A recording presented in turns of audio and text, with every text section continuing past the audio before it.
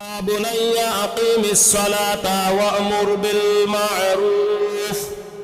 আল্লাহ পাক রব্বুল আলামিন পবিত্র কোরআনের মধ্যে বলেন, হে বৎসত, নবীকে ডাক দিয়ে বলতেছে, বৎসত নামাজ প্রতিষ্ঠা করো আর সত্যের আদেশ অসত্যের গৃহীত কাজ হইতে নিষেধ করিতে থাকো। আল্লাহ পাক রব্বুল আলামিন তার নবীকে ডাক দিয়ে বলতেছেন, হে বৎসত, তুমি সত্যের আদেশ করো আর অসত্য মিথ্যা গৃহীত যে কাজগুলো আছে সে কাজগুলো থেকে দূরে থাকো। সে কাজগুলো থেকে কি থাকো? দূরে থাকো।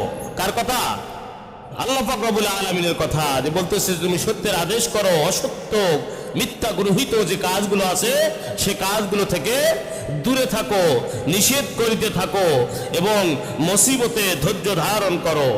বলছে ওয়ানহা আনিল মুনকারি ওয়াসবির আলা মা আসাবাকা ইন্না যালিকা মিন আযমিল উমুর। আল্লাহ পাক রব্বুল আলামিন বলে, মুসিবতে ধৈর্য ধারণ করো। আর ওইগুলি হলো, আল্লাহ পাক রব্বুল আলামিন বলেছে যে ওই ব্যক্তিগুলো, যে ব্যক্তিগুলো সত্যের আদেশ করলো, মিথ্যা থেকে, মিথ্যা গৃহীত খারাপ গৃহীত যে কাজগুলো আছে সে কাজগুলো থেকে দূরে থাকলো, যে ব্যক্তিগুলো আল্লাহ পাক রব্বুল আলামিনের কাজে ধৈর্য ধারণ করলো, আল্লাহ পাক রব্বুল আলামিন বলছেন যে ওই ব্যক্তিগুলোই হচ্ছে সত্য গ্রষ্টিত, ওই ব্যক্তিগুলো হচ্ছে আমার সত্যের মধ্যে, আমার ছায়াতলে, আমার রহমতের ছায়াতলে আসা মানুষ। বলেন সুবহানাল্লাহ। আর আল্লাহ রহমতের ছায়াতলে যখন কোনো মানুষ চলে যাবে, ওই ব্যক্তিটা দুনিয়ার কোনো খারাপ কাজের মধ্যে চোখ পড়বে না, কাজের মধ্যে তার মন যাবে না, দিল চলে যাবে না। আজকে দেখা যাচ্ছে আমরা আমাদের আল্লাহ পাক রব্বুল আলামিনের ছায়াতলে না যাওয়ার কারণে আল্লাহর ইবাদত আমরা করি, ইবাদতের মধ্যেও দুনিয়ার ধ্যান খেয়াল আমার অন্তরের মধ্যে এসে ভর্তি হয়ে যায়। বলেন ঠিক না বেঠিক? দুনিয়ার সমস্ত ধ্যান খেয়াল আমার ভরপুর হয়ে গেছে মনের মধ্যে, যে ব্যবসা কেমন, টাকা পয়সা কোথায় কিরকম যাচ্ছে না যাচ্ছে, মানে দুনিয়ার হিসাব নিকাশ মনে হয় নামাজের মধ্যে এসেই আমার হাজির হয়ে গেছে।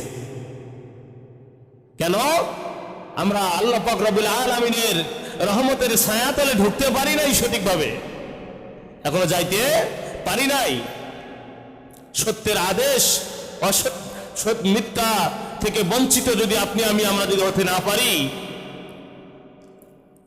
মিথ্যা গৃহীত যে কাজগুলো আছে সেখান থেকে যদি আমরা দূরে আসতে না পারি, তাহলে আল্লাহ রাসূল সাল্লাল্লাহু আলাইহি ওয়াসাল্লাম হাদিস শরীফের মধ্যে বলছেন, আইদান ক্বালা ইন তা'মুরু বিল মা'রুফি ওয়া তানহাউনা আনিল মুনকার ওয়া ইল্লা লা ইউসাল্লিতান্না আলাইকুম সুলতানান যালিমান লা ইউবাজ্জিলু কাবীরাকুম ওয়া লা ইয়ারহামু সাগীরাকুম ওয়া ইয়াদউ আখিয়ারাকুম ফালা ইস্তাজাবু লাহুম ওয়া ইস্তাগফিরুনা ফালা ইয়াগফিরু লাহুম।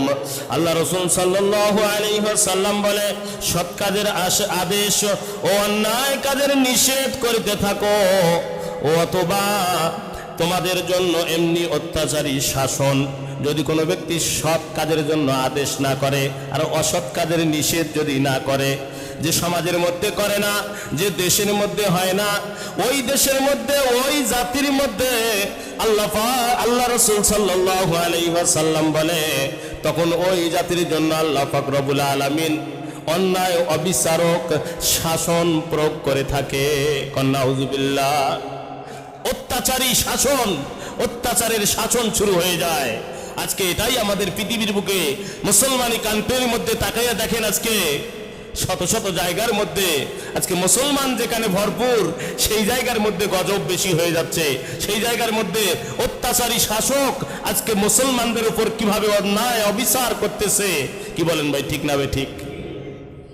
আমরা চোখের দেখাতে দেখতে পারতেছি, দেখার পরেও যদি আমরা যদি সঠিক পথ অবলম্বন না করি, সত্য গৃহীত মানুষগুলোর কাছে যদি ছায়াতলে যদি না আসি, সত্যের মধ্যে যদি না থাকি, সত্যওয়ালা মানুষগুলোকে যদি আদেশ দিতে না থাকি, অন্যায় গৃহীত মানুষগুলোকে যদি নিষেধ না করি, তাহলে আমাদের উপরে এরকম অত্যাচারী শাসক আল্লাহ পাক রব্বুল আলামিন পাঠিয়ে দিবে। আল্লাহ রাসূল সাল্লাল্লাহু আলাইহি ওয়াসাল্লাম বলেন, অত্যাচারী শাসক তাদের উপর নির্বাসিত হয়ে যায়, আর তখন ওই ব্যক্তিগুলোকে দুনিয়ার বুকে অত্যাচারের মধ্যে ফেলে ওই ব্যক্তিগুলোর উপর দুনিয়াতেই আযাব গজব শুরু হয়ে যায়। বলেন নাউযুবিল্লাহ। এই জন্য বলা হয়েছে যে দুনিয়াতেই, এই জন্য দুনিয়া যে ব্যক্তিগুলো আল্লাহ পাক রব্বুল আলামিনের ইবাদত থেকে বঞ্চিত হয়ে যাবে, আল্লাহ ছাড়া হয়ে যাবে, দিন ছাড়া হয়ে যাবে, এই ব্যক্তিগুলোর দুনিয়ার বুকে আযাব আর গজবের মধ্যে দিয়ে লিপ্ত হবে। ওই ব্যক্তিগুলোর ইহকালও নষ্ট, পরকালেও নষ্ট। ইহকাল কিভাবে নষ্ট? ইহকাল এভাবেই নষ্ট হবে, ওই ব্যক্তির উপর যদি অত্যাচারী শাসক যদি আসে, আর অত্যাচারী শাসক যখন অত্যাচার চালাবে, যেমন গত কয়েক মাস আগে আমাদের উপরে, আলেমওয়ালাদের উপরে অথবা বিএনপির উপরে যে নেতা নেত্রীদের উপরে যে শাসনটা চললো, অন্যায় অবিচার চললো, অনেক ব্যক্তি আসিল আল্লাহ পাক রব্বুল আলামিনের কাছে সবসময় পানা চাইতো, ওই শাসন থেকে মুক্তি চাইতো। কি বলেন ঠিক না ঠিক? অনেকে বলতো যে আল্লাহ এই শাসনের মধ্যে না রেখে, এই অত্যাচারীর শাসনের মধ্যে ছায়াতলে আমাকে না রেখে এই দেশ থেকে আমাকে ত্যাগ করে নিয়ে যাও, অথবা কবরবাসী করে নাও, তারপরেও আমার ভালো হবে। বলেন ঠিক না ঠিক? এরকম বলছিলাম যে ভালো লাগে না, আর খারাপ লেগে যায়। সেই জন্য সত্যের আদেশ আর মিথ্যা গ্রহিত মানুষগুলোকে, অন্যায় গ্রহিত মানুষগুলোকে নিষেধ করতে হবে, আমাকে অন্যায় থেকে আমাকে নিষেধ থাকতে হবে। কিন্তু আজকে হয় আমরা এমন অবস্থা, আমাদের চোখের সামনে অন্যায় হয়ে যাচ্ছে, আমরা নিষেধ তো করিই না, ওদিকে বলি যা তোমার মন যা চায় তাই করো, যেমন করবেন তেমন ফল পাইবেন, এরকম আবার কথা বলে। বলেন ঠিক না ঠিক? কিন্তু অন্যায় যেখানে হবে ওখানে আমাকে নিষেধ করতে হবে, যেভাবেই হোক আমাকে নিষেধ করতে হবে। যে হুজুর কিভাবে নিষেধ করব? অন্যায় যেখানে হবে সেই জায়গার মধ্যে আমাকে চেষ্টা করতে হবে আমার শক্তি দ্বারা নিষেধ করা। যদি আমার শক্তি দ্বারা আমি না পারি, তাহলে আমার অর্থ দ্বারাও যদি আমি না পারি, তাহলে আমার বাহিরে ক্ষমতা দ্বারা, বাহিরে কোনো ক্ষমতা দ্বারাও যদি আমি না পারি, আমার পরিবার দ্বারা, আমার গোষ্ঠী দ্বারা, যখন আমি কোনো দিক থেকে পারবো না, কমপক্ষে আমাকে অন্তর দিয়ে সেই মিথ্যাচারী, মিথ্যা গনিষ্ঠিত খারাপ জিনিসটাকে আমাকে ঘৃণা করতে হবে। অন্যায় জিনিসটাকে আমাকে কি করতে হবে? ঘৃণা করতে হবে। সেই ঘৃণাটাও যদি আমার মনের মধ্যে না আসে, আর এই যখন আসবে না, ওই তো বলা হয়েছে যে ওই গোষ্ঠীর উপরে, ওই দেশের উপরে, ওই জাতির উপরে তখনই আল্লাহ পাক রব্বুল আলামিন অত্যাচারী শাসক প্রবাহিত করে দেয়, যখন মানুষগুলো সত্য পথে সৎ কাজের আদেশ আর অন্যায় কাজের নিষেধ করে না। সৎ কাজের আদেশ আর অন্যায় কাজের কি করে না? নিষেধ করে না। এই জন্য আজকে আমাদের মুসলমানের উপর নির্যাতন, নিষ্পেষিত আজকে সারা বিশ্বে।